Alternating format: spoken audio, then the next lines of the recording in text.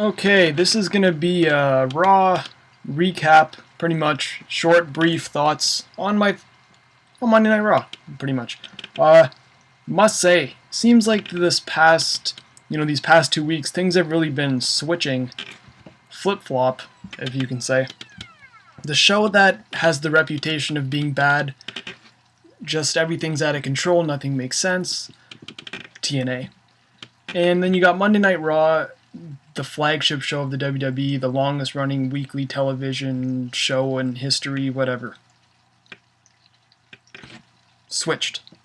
It seems like TNA somehow, some way, managed to get their shit together and at least give the fans a product that they want to see. You had Austin Aries and Bully Ray, you got Abyss's storyline, you have a world title that pretty much means something in their company. You know, the main title is showcased in the main event, where it seems like in WWE it's like, because CM Punk came out at 10 o'clock. I always watch when, I took note of that. That Punk came out at 10 o'clock, and you seem to have the whole show revolved around John Cena. And what does that show for the title? It means that it's not worth as much as, the other guys are. So that's another thing.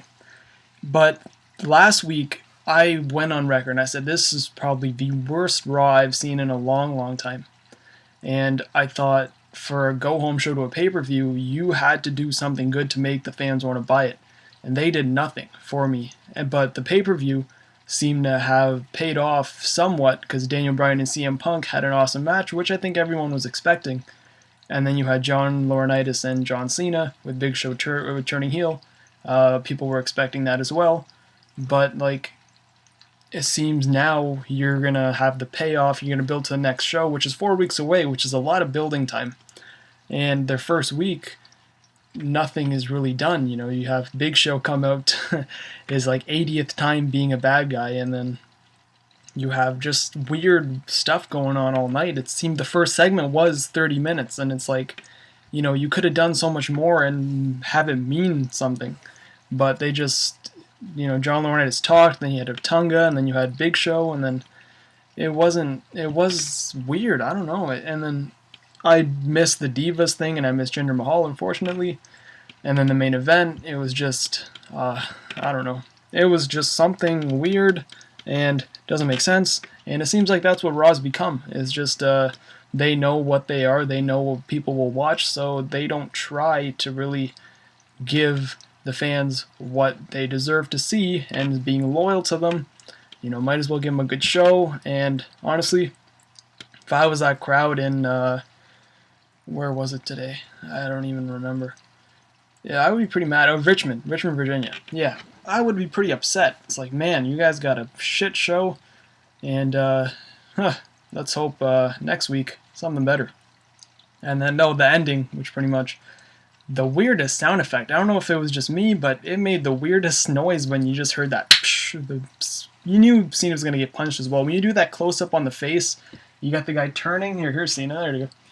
Cena's looking. Oh, I wonder what's going on. He turns around, and bam! Some weird noise anyway, and he went down. It's like, what do you expect to happen when you got a guy that's all building up towards something? And that was just, I laughed. I don't know. It was a weird way to end the show, and that's all. There's my Raw recap. Just overall, out of 5, this Raw was a good 2, maybe 1.7-ish. And last week was no better. I think these two are equal. Could be worse. I don't know. Really have to go match by match. But I think last week was pretty bad. This week is, I don't know. I don't really know. Just because Jinder Mahal was on this show, I guess this Raw was alright compared to last week. And that's all. I'll see you guys in the next video.